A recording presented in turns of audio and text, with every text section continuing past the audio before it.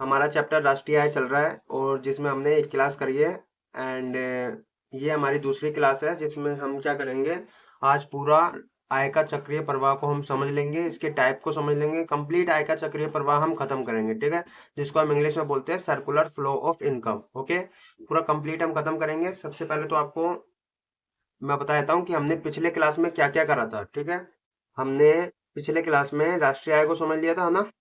राष्ट्रीय आय क्या होता है तो मैं इस क्लास में बताऊंगा नहीं क्या क्या हमने करा था। ठीक है, दूसरा इसको मतलब समझाऊंगा नहीं। दूसरा हमने घरेलू आय को समझा था। ओके, एंड हमने फिर इसी में कारक आय और हस्तांतरण आय को समझ लिया था। कारक आय क्या होता है, आय के दो टाइप होते हैं, कारक आय और हस्तांतरण आय। हस्तांतरण आय, ठीक है, दो टाइप से हमें इनकम मिलती है या पैसा हमारे पास आता है। एंड फिर हमने लास्ट में फोर सेक्टर ऑफ इकोनॉमी समझा था। ठीक है, जिसको हम बोलते हैं अर्थव्यवस्था के चार क्षेत्र। ठीक है, अर्थव्यवस्था के चार क्षेत्र। ठीक है, समष्टि स्तर पर हमने समझा था। चारों स्टेज में बता देता हूँ। पहले परिवार क्षेत्र हमने समझा था। दूसरा हमने फार्म क्षेत्र समझा था। ओके, ये हिंदी मीडियम वालों के लिए है तो इसलिए मैं हिंदी में सब कुछ करवा रहा हूँ। तीसरा हमने सरकारी क्षेत्र समझा था। और एक था हमारा चौथा क्षेत्र हमारा बाह्य क्षेत्र। ओके,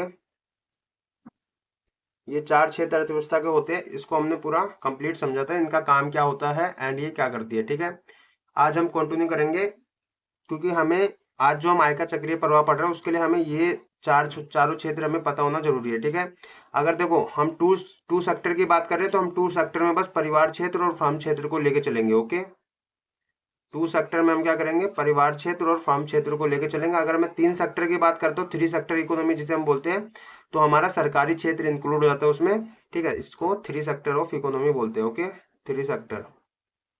और फोर सेक्टर इकोनॉमी में आपका बाह्य क्षेत्र भी आता है जिसमें हम एक्सपोर्ट इंपोर्ट जो विदेशों से करते हैं वो हमारा आ जाता है। ठीक है, फोर सेक्टर में। ओके, तो आपका जो ये आय का चक्रीय प्रवाह है ये आपका है टू सेक्टर ऑफ इकोनॉमी पे। ठीक है, ट्वेल्थ में आपका बस टू सेक्टर ऑफ इकोनॉमी तक ही है। तो टू सेक्टर ऑफ इकोनॉमी मतलब हमें क्या, दो क्षेत्र के बीच में परिवार क्षेत्र, जब भी टू सेक्टर की बात होगी परिवार क्षेत्र और फर्म क्षेत्र। ठीक है, परिवार क्षेत्र क्या होता है, जो हाउस होल्ड सेक्टर है, मतलब जो चीजों को कंज्यूम करता है, मतलब हम सब जितने भी है ना, सारे के सारे आपके परिवार क्षेत्र में आता है जो चीजों को यूज करता है। फर्म क्षेत्र क्या है, उत्पादन क्षेत्र भी इसे बोलते हैं, ये हमारा होता है जो चीजों को बनाता है। ठीक है, अच्छा, जो चीजों को बनाता है वो भी कहीं ना कहीं परिवार क्षेत्र में ही आता है क्योंकि वो भी कुछ ना कुछ तो कंज्यूम करता होगा, है ना।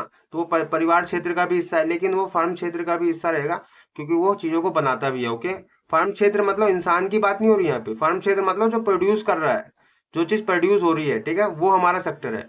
और परिवार सेक्टर में हमारा जितने भी लोग कंज्यूम करते हैं, ठीक है, वो सब कुछ आपका परिवार क्षेत्र में आता है। तो इनके बीच में कैसे आपका आय का चक्रीय प्रवाह, मतलब कैसे इनके बीच में जो इनकम है ये एक दूसरे के बीच में घूमती रहती है, कैसे होता है इसको समझेंगे। ठीक है, देखो सबसे पहले पढ़ो आप क्या कह रहा है इसका आय का चक्रीय प्रवाह की डेफिनेशन। अर्थव्यवस्था के विभिन्न क्षेत्रों के बीच होने वाले वस्तुओं एवं सेवाओं के प्रवाह को ही आय का चक्रीय प्रवाह कहते हैं। मैंने बोला ना, इन जितने भी ये चार सेक्टर है, देखो फोर सेक्टर ऑफ इकोनॉमी पे आपका आय का चक्रीय प्रवाह होता है, लेकिन हमें पढ़ना कितना है, टू सेक्टर ऑफ इकोनॉमी।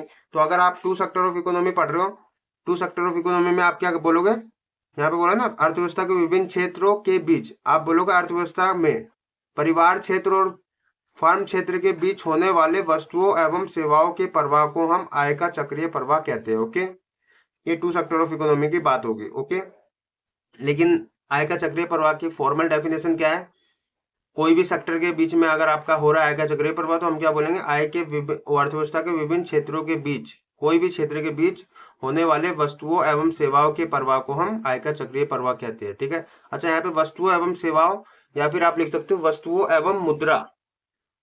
ठीक है, मुद्रा भी लिख सकते हो क्योंकि आपका वस्तु के रूप में भी प्रवाह होता है। ठीक है, मतलब वस्तुओं के रूप में भी विनिमय होता है और मुद्रा के रूप में भी होता है, तो वस्तु एवं मुद्रा के प्रवाह को हम आय का चक्रीय प्रवाह कहते हैं। ठीक है, समझ लेते हैं इसको पूरा अच्छे से जिससे आपको कोई कंफ्यूजन ना रहे। तो देखो यहाँ पे अगर आपका यहाँ पे परिवार क्षेत्र है, ओके, मैं लिख देता हूँ यहाँ पे ऊपर circular flow of income, circular flow of income.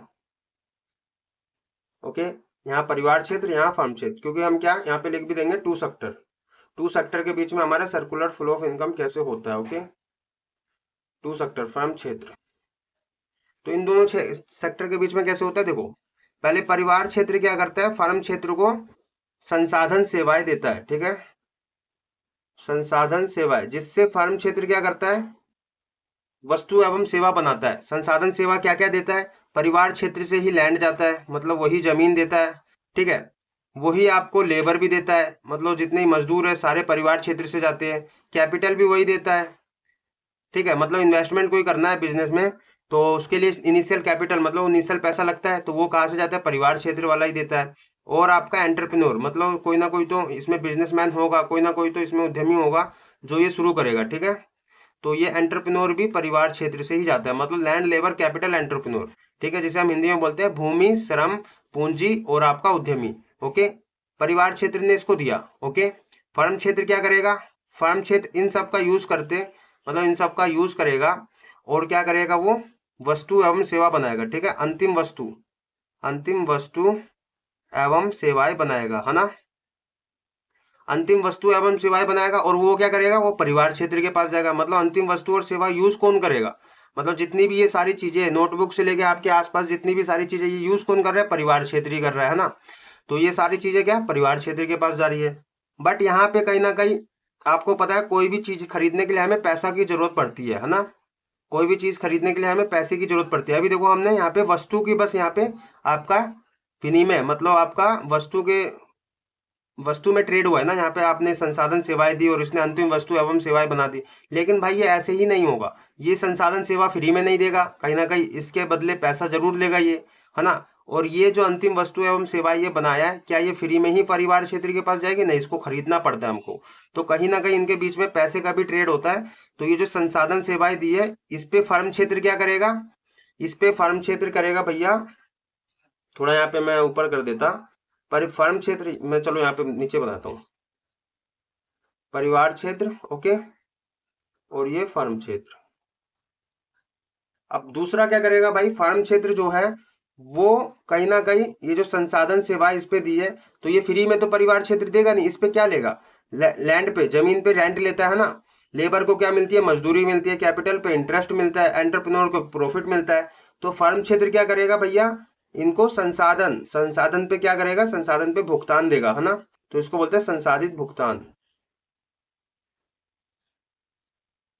संसाधित भुगतान में क्या क्या मिलेगा, लैंड पे आपको रेंट मिलता है ना, लेबर को आपको मजदूरी देनी पड़ती है तो वेजिस हो गया, वेजिस या सैलरी दोनों बात बराबर है, ठीक है, वेजिस के रूप में मिलती है और सैलरी के रूप में भी वेजिस हो गया, कैपिटल पे आपको इंटरेस्ट मिलता है और आपको एंटरप्रेन्योर को प्रॉफिट देना पड़ता है। तो ये तो फर्म क्षेत्र जो है परिवार क्षेत्र को देगा, तभी तो परिवार क्षेत्र के पास पैसा आएगा, पैसा कहाँ से आएगा परिवार क्षेत्र के पास, या तो उसको सैलरी मिलती है या मजदूरी मिलती है, इंटरेस्ट से पैसा आता है, प्रॉफिट से पैसा आता है, रेंट से आता है। अब ये क्या करेगा, जब इस पे परिवार क्षेत्र में पैसा आया तो वो क्या करेगा, अंतिम वस्तु एवं सेवाएं ये जो ले रहा है इस पे कहीं ना कहीं खरीदेगा, इनको खरीदेगा, खर्च करेगा, तो क्या करेगा वो अंतिम वस्तु एवं सेवाओं पे खर्च, पर खर्च, ठीक है, खर्च या फिर इसको बोल सकते हैं व्यय।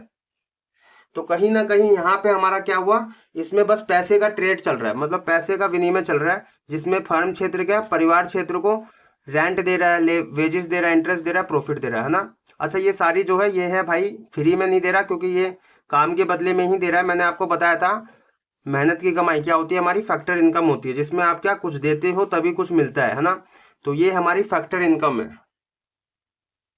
ओके, एंड आपने इस पे क्या खर्च कर दिया अंतिम वस्तु एवं सेवाएं पे, तो ये सारा जो पैसा है ये फर्म सेक्टर के पास चला गया। फिर फर्म सेक्टर के पास पैसा गया तो फर्म सेक्टर फिर दोबारा से और उत्पादन करेगा, और उत्पादन करेगा तो फिर वो इन सब की जरूरत पड़ेगी, है ना, और उत्पादन करेगा तो फिर वो इन सब पे रेंट वेजेस ये सब पैसा देगा, फिर इसको फिर इसके पास पैसा आएगा, फिर वो खरीदेगा चीजें, फिर खरीदेगा, फिर इसके पास पैसा आएगा, फिर ये और बनाएगा, फिर इसके पैसा देना पड़ेगा, बनाएगा तो ये सब फिर इनको पैसा देगा, फिर इसके पास आएगा, ऐसे ही चलता रहता है ये वस्तु एवं सेवाओं का और पैसों का ट्रेड मतलब परिवार सेक्टर और फर्म सेक्टर के बीच में। ओके, क्योंकि हमने टू सेक्टर की बात करी है सिर्फ, तो टू सेक्टर में ऐसे ही चलता है। ओके, तो ये ध्यान रखना।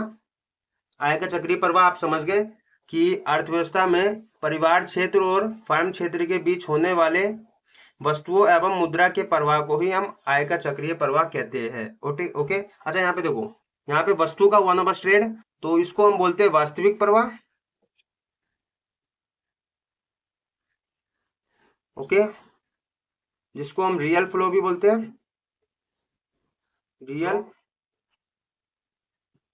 और यहाँ पे क्योंकि हमारा मुद्रा का हुआ है, पैसे का ट्रेड हुआ है, इसने फर्म क्षेत्र ने परिवार क्षेत्र को पैसे दिए रेंट के रूप में, वेजेस के रूप में, इंटरेस्ट के रूप में, प्रॉफिट के रूप में, और परिवार क्षेत्र ने अंतिम वस्तु एवं सेवा पे खर्च जो किया वो इससे फर्म क्षेत्र के पास गया। तो ये सारा पैसे का ट्रेड हो रहा है, इसलिए हम इसको मौद्रिक प्रवाह भी बोलते हैं। ठीक है, मौद्रिक प्रवाह। अगर तुमसे मौद्रिक प्रवाह पूछ ले तो आप ये वाला बना देना उसमें, है ना। एंड अगर आपसे वास्तविक प्रवाह पूछ ले तो आप ये बना देना। अगर दोनों पूछ ले, दोनों में अंतर लिख देना, और ये इसमें बना देना ये वाला, इसमें बना देना ये वाला। ठीक है। अच्छा, ये तो हो गया भाई आय का चक्रीय प्रवाह। मैंने बोल दिया इसके दो प्रकार होते हैं। एक वास्तविक प्रवाह, जिसमें आपका क्या होता है, जब अर्थव्यवस्था के एक क्षेत्र से दूसरे क्षेत्र, या फिर लिख सकते हो परिवार क्षेत्र से फर्म क्षेत्र के बीच होने वाला प्रवाह, क्या वस्तु के रूप में, मैंने बोला ना वस्तु के रूप में अगर होगा तो वो आपका वास्तविक प्रवाह हो जाएगा, है ना। एंड ये देखो मैंने बना भी रखा हूं, आपको दिख रहा होगा, परिवार क्षेत्र, फर्म क्षेत्र, परिवार। ये जो फर्म क्षेत्र है वो इसको क्या देता है, सॉरी यहाँ पे तीर गलत हो गया, फर्म क्षेत्र देता है भैया संसाधन सेवाओं पे भुगतान, है ना। सॉरी, ये तो आपका क्योंकि वस्तु का हो रहा है ट्रेड, तो परिवार क्षेत्र पहले, तीर सही था, परिवार क्षेत्र पहले संसाधन सेवाएं देता है फर्म क्षेत्र को, और फर्म क्षेत्र क्या करता है, इन सारी संसाधन सेवाओं से क्या करता है भाई, एंटरप्रेन्योर भी देता है,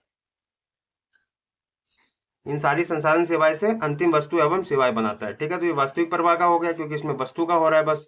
और उसके बाद आता है दूसरा आपका मौद्रिक प्रवाह, जिसमें आपका यहाँ पे देखो, इसको हम नॉमिनल फ्लो भी बोलते हैं, ठीक है, इंग्लिश में।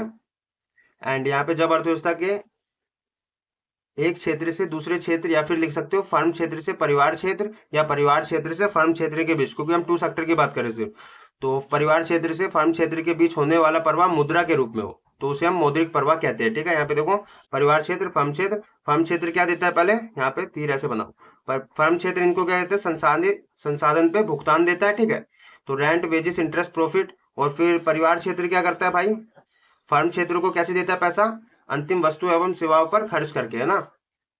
तो ये तो आप समझ गए, इसके बीच में अंतर क्या है, अंतर समझ लो। तो वास्तविक प्रवाह और मौद्रिक प्रवाह में अंतर आ जाता है।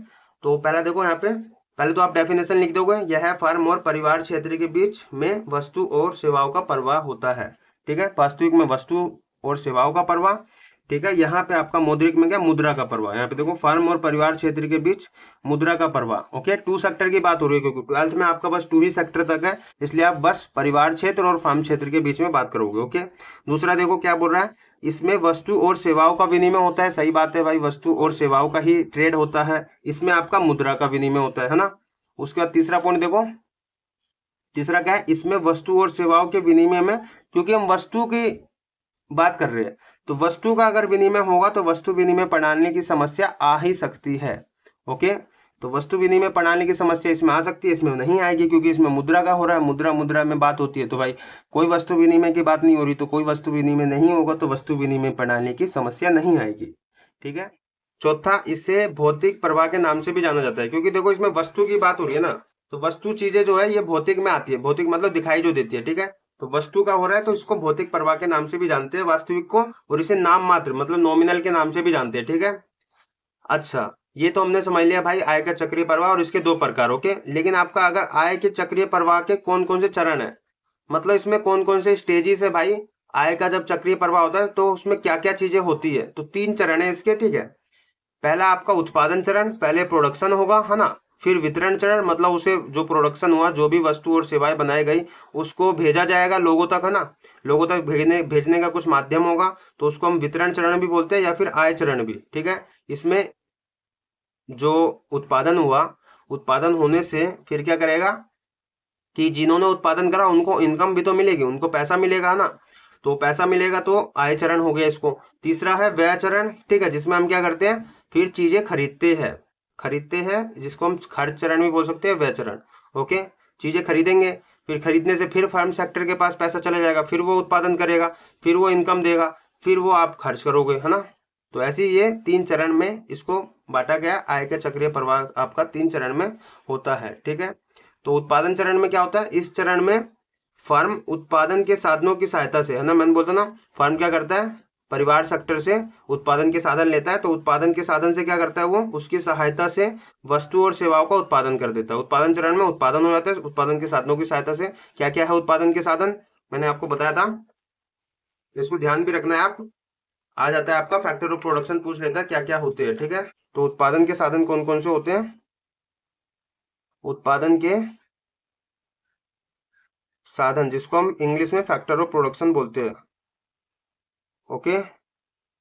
मैंने शॉर्ट में लिख दिया प्रोडक्शन, ओके। तो ये देखो फैक्टर ऑफ प्रोडक्शन आपके कौन कौन से हैं, पहला आपका लैंड हो गया, फिर लेबर हो गया, कैपिटल हो गया, ठीक है, और फिर आपका एंटरप्रेन्योर। इन्हीं सारी चीजों से आपका कोई भी चीज बनता है, ओके। लैंड, कहीं ना कहीं आप अगर कुछ बनाना चाहते हो तो जमीन तो चाहिए भैया, है ना। लेबर, बिना मजदूर के आप कुछ नहीं कर सकते। कैपिटल, कुछ तो पैसा लगाना पड़ेगा शुरुआती में। एंटरप्रेन्योर, बिजनेस माइंड वाला बंदा होना चाहिए जो कि ये स्टार्ट करता है, जो कि बिजनेस स्टार्ट करता है, जो कि कंपनी स्टार्ट करता है, ठीक है। तो ये 4 चीजें चाहिए कोई भी चीज को उत्पादन करने के लिए, फैक्टर ऑफ प्रोडक्शन, ओके। तो कौन कौन सा, लैंड को हम हिंदी में भूमि भी बोलते हैं, लेबर को हम मजदूर बोलते हैं, कैपिटल को हम पूंजी बोलते हैं, और एंटरप्रेन्योर को हम उद्यमी बोलते हैं, ओके। अच्छा, ये 4 चीज चाहिए। अच्छा, अब इसको, इसके बाद इन पे रिटर्न मिलता है, इनको ऐसे ही नहीं है, फ्री में तो ऐसे जाएंगे नहीं, तो इनको क्या मिलेगा, रिटर्न मिलेगा इस पे। तो इसको हम बोलते हैं return of factor of production, return of factor of production. Factor of production पे रिटर्न क्या क्या मिलेगा भाई, ये रिटर्न भूमि पे क्या मिलेगा, इसको लैंड पे क्या मिलता है, रेंट मिलता है ना। और मजदूर को क्या मिलता है, वेजिस या फिर सैलरी, है ना। और पूंजी को क्या मिलता है, कैपिटल पे क्या मिलता है, इंटरेस्ट मिलता है। और उद्यमी, इंटरप्रेन्योर को क्या मिलता है, प्रॉफिट, प्रॉफिट के लिए वो बिजनेस करता है, तो प्रॉफिट हो गया, ओके। रिटर्न भी मिल गया, इसको बोलते हैं return of factor of production, ठीक है। तो rent, wages, interest, profit, okay. तो ये आपने उत्पादन के साधन समझ लिया। उत्पादन के साधन मतलब लैंड, लेबर, कैपिटल, एंटरप्रेन्योर से वो क्या करता है, उत्पादन करता है ना, वस्तु और सेवाओं का उत्पादन करता है। दूसरा चरण क्या है, वितरण चरण या फिर आय चरण भी इसे बोलते हैं। तो इस चरण में साधन आय, साधन आय मतलब आपको पता ही है कौन से साधन आय होती है, जो मेहनत की कमाई होती है, जो काम करने के बदले मिलती है। तो साधन आय कैसे मिलेगी, जब ये लैंड गया, लेबर गया, कैपिटल गया और एंटरप्रेन्योर गया, तो वो काम करेंगे, प्रोडक्शन करेंगे, तो वो हमारा मेहनत करे, तो उनको क्या मिलेगा, साधन आय। किराया, लैंड पे किराया मिलेगा, कैपिटल पे ब्याज मिलेगा, मजदूर को, लेबर पे मजदूरी मिलेगी, और एंटरप्रेन्योर को लाभ मिलेगा, है ना। तो साधन आय बांटा जाता है ना। तो इस चरण में किराया, साधन आय, किराया, ब्याज, मजदूरी और लाभ, और अंतिम वस्तु एवं सेवाओं का फर्म से परिवार क्षेत्र की तरफ प्रवाह होता है ना। ये सारी चीजें फर्म सेक्टर क्या, परिवार सेक्टर को देता है, और अंतिम वस्तु एवं सेवाएं भी तो परिवार सेक्टर के पास ही जाती है ना, फर्म सेक्टर से। लेकिन अंतिम वस्तु और सेवाओं गई है तो वहां पे आपको खर्च करना पड़ेगा। तो वो तीसरा चरण जो है आपका व्यय चरण जिसे हम बोलते हैं, ठीक है, या फिर उपभोग चरण भी बोलते हैं। तो तीसरा चरण क्या आपका, एक्सपेंडिचर स्टेज। इस चरण में उत्पादन के साधनों द्वारा प्राप्त आय, जो भी उत्पादन के साधन पे आपको किराया मिला, मजदूरी मिली, और आपको इंटरेस्ट, ब्याज मिला, लाभ मिला, उसको क्या, उत्पादन के साधनों द्वारा जो प्राप्त आय है, उसको क्या, फर्म द्वारा उत्पादित अंतिम वस्तु और सेवाओं, जो भी फर्म द्वारा उत्पादित होता है उस पर क्या, व्यय किया जाता है, ठीक है। तो ये आपने समझ लिया, मैंने बता दिया हूँ फैक्टर ऑफ प्रोडक्शन क्या है। आपका land, labour, capital, entrepreneur, factor of production, उस पर रिटर्न जो मिलता है आपको, rent, wages, salary, interest, profit, ये आपका return of factor of production है, ओके। तो ये समझ गए। एंड कैसे हमारा सर्कल घूमता रहता है आय का चक्रीय प्रवाह में, बताइए। पहले प्रोडक्शन होता है, फिर उससे इनकम होती है, इनकम डिस्ट्रीब्यूट होती है, फिर वो इनकम फाइनल गुड्स पे हम खर्च करते हैं, और उससे फिर दोबारा से इनकम प्रोडक्शन होना शुरू हो जाता है, ओके। तो ये था हमारा पूरा आय का चक्रीय प्रवाह। लेकिन इसमें 2 चीज आती है आय के चक्रीय प्रवाह में। एक आपका आता है भरण, ठीक है, जिसे हम इंजेक्शन बोलते हैं। दूसरा हमारा होता है आय के चक्रीय प्रवाह में क्षरण, ठीक है। भरण और क्षरण ये है क्या भाई, भरण और क्षरण है क्या। तो भरण आपका भरने से, इसी से पता चल रहा है आपको, भरण मतलब भरना, है ना। भरण मतलब क्या, भरना। तो भरता कौन है, अर्थव्यवस्था को भरता कौन है? भरण से अभिप्राय उन चरों, वेरिएबल्स, वो वैसे ऐसे वेरिएबल्स जो कि आय के चक्रीय प्रवाह में गति प्रदान करते हैं। गति प्रदान मतलब आय के चक्रीय प्रवाह को और तेजी से मतलब आगे बढ़ाने का काम करते हैं। ठीक है, तो क्या क्या चीजें कर सकती है आप बताओ? आय के चक्रीय प्रवाह को गति प्रदान करना या अर्थव्यवस्था को गति प्रदान करने का काम कौन कौन सी चीजें करती है, कौन कौन से वो चर है? तो आपको बता दूं, वेरिएबल्स इसे बोलते हैं चर को। तो ऐसे वेरिएबल्स जो कि भरण का काम करते हैं। अगर मैं एक्सपोर्ट करूं, एक्सपोर्ट कैसे करते हैं? दूसरे देशों में एक्सपोर्ट करने के लिए आपको बहुत सारा प्रोडक्शन करना पड़ेगा, है ना? जब ज्यादा प्रोडक्शन हो जाता है तो उसे हम क्या दूसरे देश में एक्सपोर्ट करते हैं। तो एक्सपोर्ट आपका भरण का काम करता है। ये तो अच्छा है भाई देश के लिए, इससे विदेशी पैसा हमारे पास आता है ना? जितना ज्यादा विदेशी पैसा होगा उतना हमारा फॉरेन रिजर्व बढ़ेगा, और फॉरेन रिजर्व बढ़ेगा तो हमारी इकोनॉमी स्ट्रांग होगी, हमारी रुपए की वैल्यू ज्यादा बढ़ेगी, है ना? रुपए की वैल्यू बढ़ती जाएगी। अच्छा, हमारा अभी एक रुपए कह रहा हूं मैं, $1 कितने रुपए के बराबर है बताना? शायद 90 पार हो गया ये, है ना? तो 90 रुपीज पार हो गया, मतलब डॉलर कहीं ना कहीं मजबूत होते जा रहा है रुपए के मामले में। कहीं कहा मैंने सुना था जब मैं छोटा था, शायद 15-16 साल का था, जब मैंने सुना था 65 रुपए था $1, हमारा 65 रुपए के बराबर था। मतलब कहीं ना कहीं उस टाइम पे 65 रुपए हमारे पास थे तो $1 मिल सकता था। लेकिन अभी हमको 92 या 93 रुपए चाहिए होंगे $1 लेने के लिए। कहीं ना कहीं डॉलर मजबूत हो गया। तो वो कैसे मजबूत हुआ? क्योंकि उन्होंने फॉरेन रिजर्व अपना बढ़ाया। तो अगर हम एक्सपोर्ट करेंगे तो हमारा भी फॉरेन रिजर्व बढ़ेगा, फॉरेन रिजर्व बढ़ेगा तो फिर फॉरेन रिजर्व बढ़ेगा तो हमारा डॉलर जो है वो रुपए की जो है स्ट्रांग होगा, है ना? उससे हमारी इकोनॉमी बढ़ेगी, अर्थव्यवस्था बढ़ेगी। तो एक्सपोर्ट जो है अच्छा काम करता है। उसके बाद आप बताओ दूसरा क्या हो सकता है? इन्वेस्टमेंट। इन्वेस्टमेंट मैं करूं, निवेश इसे हम बोलते हैं हिंदी में। अगर हमारे देश में इन्वेस्टमेंट हो, ज्यादा से ज्यादा पैसा बिजनेस में लगे, कंपनीज खुले, ठीक है, उससे हमारा क्या होगा? इन्वेस्टमेंट होगा तो रोजगार बढ़ेगा, है ना? लोगों की आय बढ़ेगी, है ना? और इकोनॉमी भी तेजी से आगे बढ़ेगी। तो इन्वेस्टमेंट भी कहीं ना कहीं जरूरी है, चाहे वह विदेशी लोग हमारे में देश में आके इन्वेस्टमेंट शुरू करें, इन्वेस्टमेंट करें, या हमारे देश के लोग इन्वेस्टमेंट करें, लेकिन ये तो अच्छा काम करता है भाई, भरण का काम करता है, इन्वेस्टमेंट, एक्सपोर्ट। और यहाँ पे तीसरा है गवर्नमेंट एक्सपेंडिचर। अगर गवर्नमेंट खर्च करे सोशल वेलफेयर चीजों पे, एजुकेशन को अच्छा बनाए, हेल्थ को अच्छा बनाए, है ना? और हमारी जो ट्रांसपोर्ट सिस्टम है, इंफ्रास्ट्रक्चर है, ये सब अगर गवर्नमेंट अच्छा करे, फैसिलिटीज इन्वेस्टर को फैसिलिटीज दे, ठीक है, एक्सपोर्ट पे टैक्स ना लगाए ज्यादा, ठीक है, तो इन सब से क्या होगा भाई? गवर्नमेंट अगर इस पे एक्सपेंडिचर करती है तो उससे भी कहीं ना कहीं अर्थव्यवस्था इंप्रूव होता है ना? लेकिन गवर्नमेंट जो है सही चीजों पे खर्च करनी चाहिए। ऐसा नहीं कि कुछ भी फ्री में बांटे जा रही है पैसा, सरकार जो है टैक्स ले रही है, वो टैक्स का पैसा बस ऐसे ही बांट दे रही है, कहीं पे भी खर्च कर दे रही है, ऐसा नहीं चलेगा। सही चीजों पे खर्च करने का जिससे इम्पैक्टफुल इकोनॉमी में हमें फायदा दिखे, ओके, जिससे हमारी इकोनॉमी बढ़े।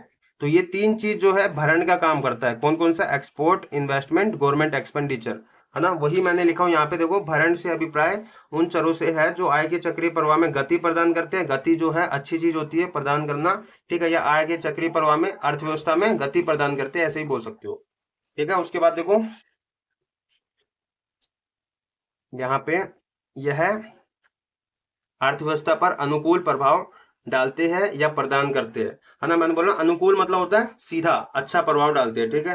अर्थव्यवस्था पर क्या अनुकूल प्रभाव डालते हैं, मतलब इससे अर्थव्यवस्था में आय, उत्पादन और रोजगार का स्तर बढ़ता है। मैंने बोला ना, अगर निवेश करेंगे, इन्वेस्टमेंट करेंगे, एक्सपोर्ट करेंगे, गवर्नमेंट एक्सपेंडिचर बढ़ेगा, उससे आय बढ़ेगी, उत्पादन, प्रोडक्शन तेज होगा, है ना? हमारे देश में प्रोडक्शन होगा जिससे एक्सपोर्ट भी हो सकता है, रोजगार भी बढ़ेगा। अगर हमारे देश में ही उत्पादन होने लग गया, उससे क्या लोगों को रोजगार मिलेगा, रोजगार मिलेगा तो आय बढ़ेगी, है ना?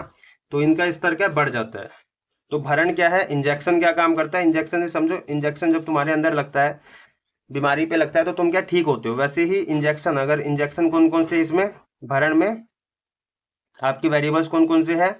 इन्वेस्टमेंट, एक्सपोर्ट, गवर्नमेंट एक्सपेंडिचर, अगर ये लगेगा, ये बढ़ेगा, तो आपका क्या आय, रोजगार और उत्पादन का स्तर भी बढ़ेगा, ठीक है। तो आपका जैसे मैंने बोल दिया हूँ, सरकारी व्यय, ठीक है, सरकारी खर्च मतलब गवर्नमेंट एक्सपेंडिचर, निवेश और निर्यात, ठीक है, याद रखना। ये एग्जाम्पल पूछ लेता है, ये आपका भरण है या क्षरण है। निवेश बोल देगा भरण में आता है या क्षरण में आता है, तो पता होना चाहिए आपको, ठीक है। भरण मतलब भरना, अच्छा काम कर रहा है। दूसरा आपका होता है क्षरण। क्षरण क्या है? क्षरण से अभिप्राय उन आर्थिक चरों से है, वही वेरिएबल्स जो आय के चक्रीय प्रवाह को गतिरोधक उत्पन्न करते हैं। मतलब गतिरोधक मतलब रोकने का काम करते हैं, जो इकोनॉमी को रोकने का काम करते हैं, अर्थव्यवस्था को रोकने का काम करते हैं। बोलते हैं ना आर्थिक चर, ऐसे आर्थिक चर जो अर्थव्यवस्था पर प्रतिकूल प्रभाव डालते हैं। प्रतिकूल मतलब उल्टा प्रभाव जो डालते हैं। इसको समझो, देखो कौन कौन से ऐसे वेरिएबल्स हो सकते हैं। तो आपको पता है क्षरण में, जिसको हम लीकेजेस भी बोलते हैं इंग्लिश में, तो क्षरण कौन कौन से आप बताओ। पहला, अगर अब मैं इंपोर्ट करूं, अगर मैं दूसरे देश से इंपोर्ट करता हूं, ठीक है, मैं मतलब कि वो जो कंपनीज है वो दूसरे देशों से माल मंगाती है। क्यों मंगा रही है दूसरे देश से माल? उसे क्या जरूरत पड़ रही है? क्योंकि हम डिमांड कर रहे हैं। कहीं ना कहीं कंज्यूमर जो है, लोग जो है, जो यूज करने वाले, वो विदेशी प्रोडक्ट का डिमांड कर रहे हैं, जिससे उन्हें दूसरे देशों से मंगाना पड़ रहा है ना। और कुछ चीजें होती है जो विदेश से ही हमें एक्सपोर्ट करनी पड़ती है, जैसे तेल हो गया, ठीक है, और गैस हो गया। ये सब चीजें जो है हम अपने देश में तो बनाते ही है, लेकिन ये नेचुरल रिसोर्सेज है, जहाँ पे ज्यादा होगा हमें एक्सपोर्ट करना पड़ेगा, सॉरी इंपोर्ट करना पड़ेगा।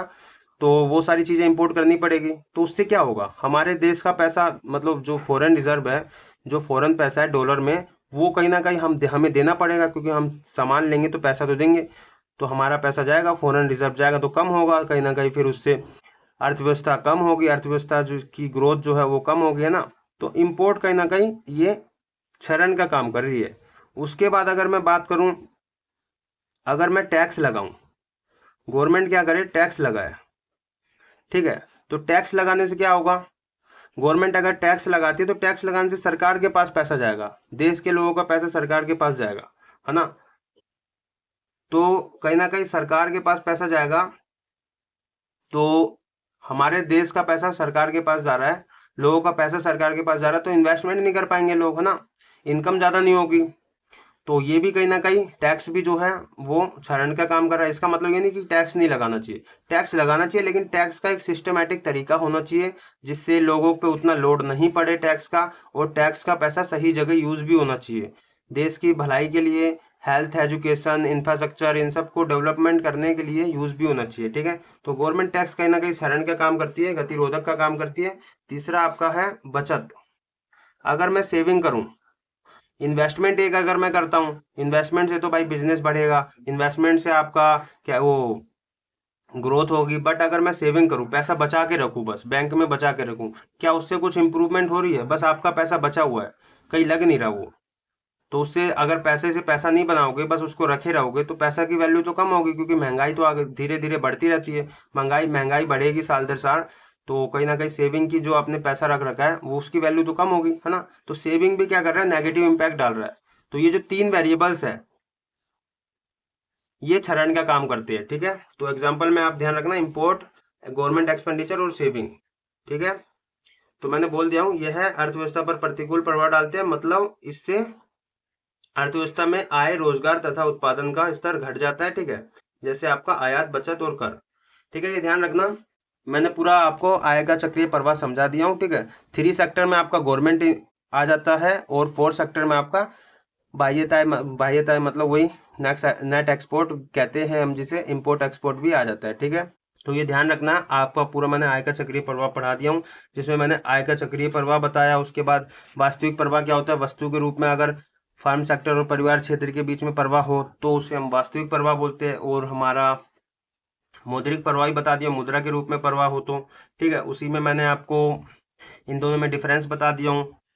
और मैंने 3 स्टेजेस आपके कौन कौन से आय के चक्रीय प्रवाह के स्टेजेस है वो बता दिया हूँ, ठीक है। उत्पादन, प्रोडक्शन स्टेज होता है, आय स्टेज होता है, इनकम स्टेज, और तुम्हारा एक्सपेंडिचर स्टेज, ओके। फिर उसके बाद भरण और क्षरण, आय के चक्रीय प्रवाह में भरण और क्षरण का क्या काम होता है ये मैंने बता दिया हूँ। इसके वेरिएबल्स कौन कौन से होते हैं ये बता दिया हूँ, ठीक है। तो यहीं पे हम कंप्लीट करते हैं, यहीं पे मतलब ये क्लास तो कंप्लीट करते हैं, बट नेक्स्ट वीडियो हम आगे के कॉन्सेप्ट को समझेंगे। और अगला टॉपिक होगा नेक्स्ट वीडियो में वस्तुएं, कौन कौन सी वस्तुएं होती है, अंतिम वस्तुएं, मध्यवर्ती वस्तुएं कौन सी होती है, फिर पूंजीगत वस्तुएं, उपभोक्ता वस्तुएं के, मतलब वस्तु के जितने भी कॉन्सेप्ट है, वस्तु में कौन कौन से, सारे के सारे जितनी वस्तु है सब कुछ हम समझ लेंगे, ठीक है, नेक्स्ट वीडियो में। तो बने रहना मेरे साथ, एंड थैंक यू।